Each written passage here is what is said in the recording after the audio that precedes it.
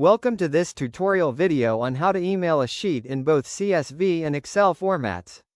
Now I have a sheet called Inventory Management, and I'm going to email this sheet in Excel format by clicking the three-dot options icon on the sheet.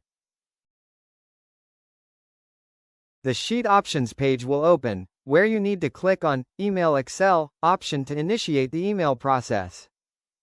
Click on the email application to proceed with sending the sheet.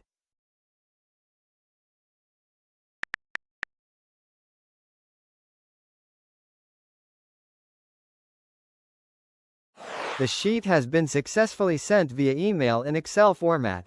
Let's open the Sheet Options again to send the sheet in CSV format. Click the Email CSV option to initiate the email process.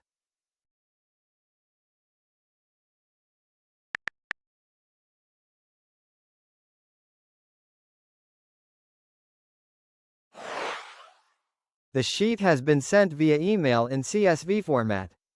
That's it. I hope you now understand how to share a sheet through email in both CSV and Excel formats. See you in the next tutorial.